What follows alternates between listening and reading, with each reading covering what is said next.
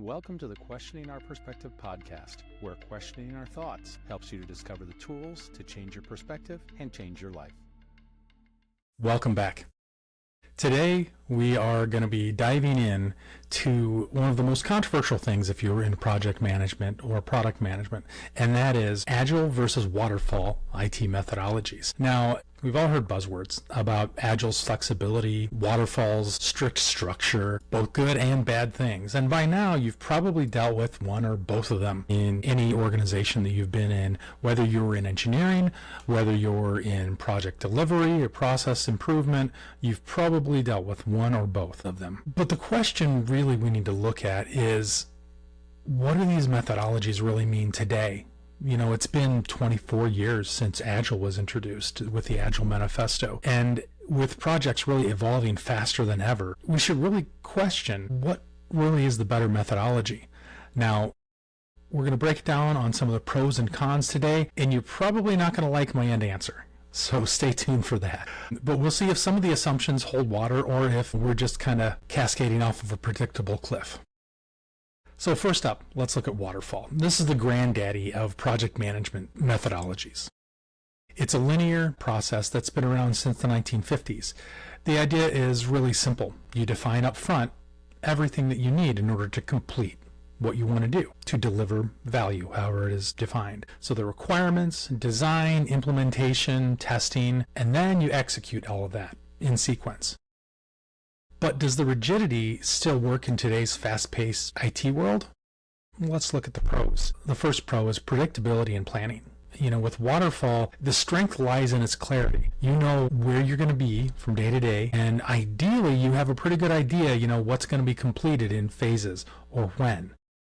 Now, the problem with this is that there's a lot of inflexibility, because if something comes up later, you can have a lot of work that can be wiped out.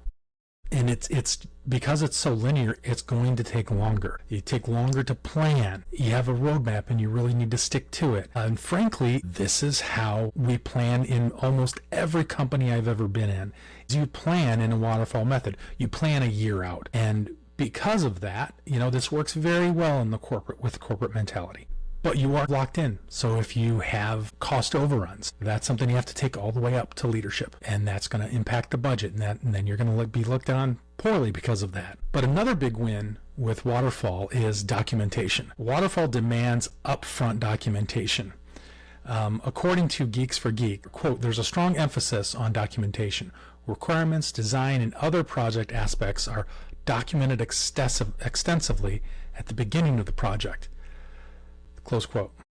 So that's gold for regulated industries, or when you need to onboard, you know, new team members late in the game. But does all that paperwork slow us down when speed to market is king? Yeah, it can. Absolutely. Like we already mentioned, inflexibility. Once you're past that planning phase, changes can be a nightmare. You know, Waterfall can be much less flexible. Also, what about delivery? You don't see value until it's all delivered. And by that time, what normally happens? Lots of cost overruns, lots of delays. Think like every government project ever. Delays, billions of dollars later, and you still don't have anything. It can be the king of red tape.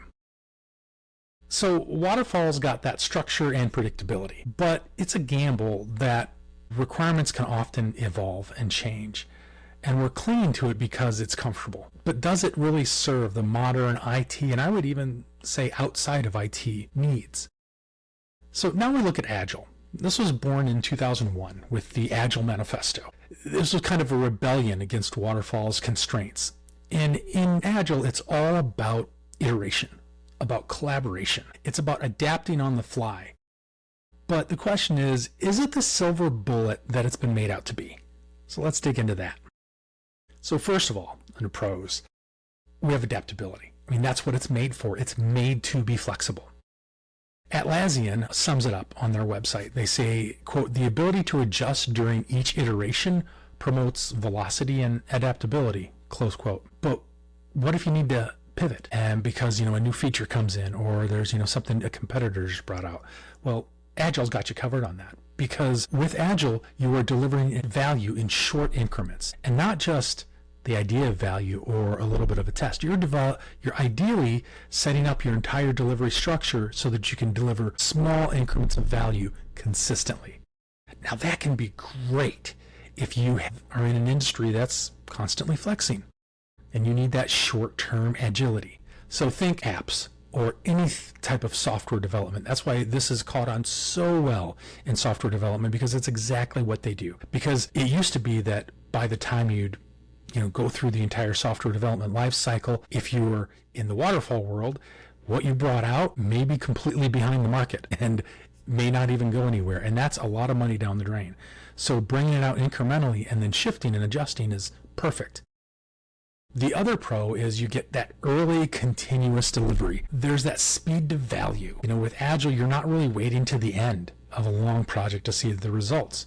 It's, 2 weeks, 4 weeks, 6 weeks, and you have everything delivered. And you can say, oh, is this working? So in today's world, think Amazon. The idea is not that you deliver everything right away, but more like you fail quickly. Like if you're going to fail, you want to do it quickly so you can readjust. And that's a huge benefit. But there are a few downsides to pure agility. There's the lack of predictability. Agile, it leaves you guessing. So with Agile, your senior leadership is probably still planning on a yearly basis, which means they need to give money to something at the beginning of the year. They need to have those ideas and those plans, have an idea what something's going to cost. That can be a huge incongruency with what leadership says they want, but how they fund it. Because to me, everywhere I've been, what it's always come down to as to why Agile's not really connecting with people and why it's not really delivering the results is because they're still delivering budgets on a yearly basis. And that does not give Agile the flexibility it needs. Now, are there other ways to go about that? Could you move budgeting to quarterly basis? Sure, there's things that you could do, but there are very few companies yet that are willing to do that. Not to mention, the other con to Agile is there's a huge dependency on team and stakeholder buy-in. And that little team do it can be done, but if other teams aren't doing it that rely on that team to do stuff, it can create a lot of friction. And it can make it so that things just aren't working as well.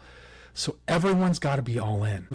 It requires everyone on the team and the extended team to be on the same page. If your stakeholders are hands-off or your team lacks discipline, Agile's going to fall apart. It's no doubt nimble, but it's not a free-for-all either. I've also been in places that look at Agile as, these are self-forming teams and they don't need any structure.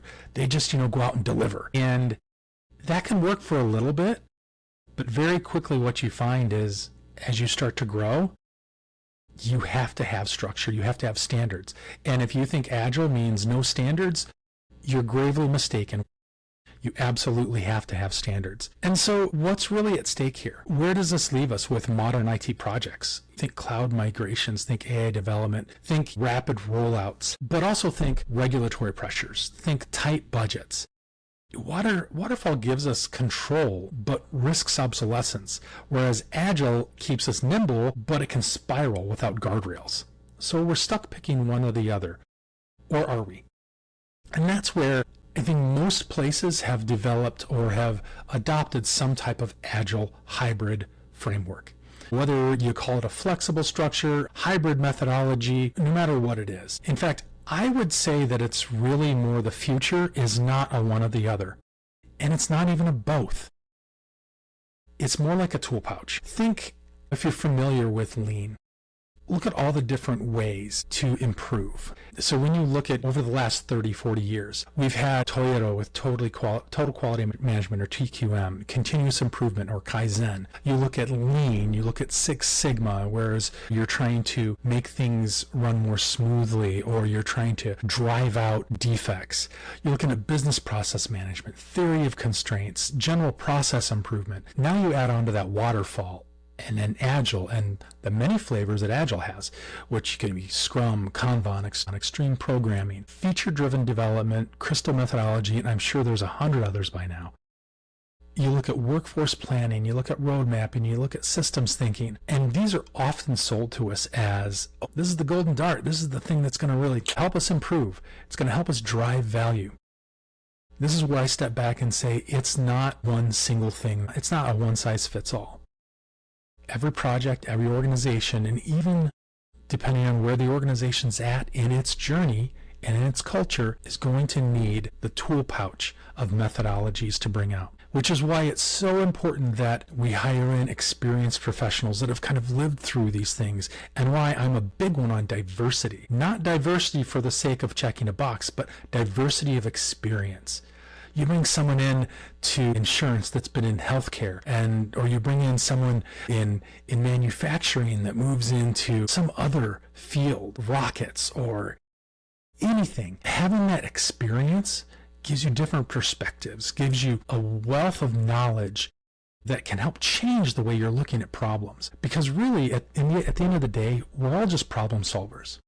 Whether we're solving problems for our customers, for our partners, for our neighbors, in our own lives, the future is everything.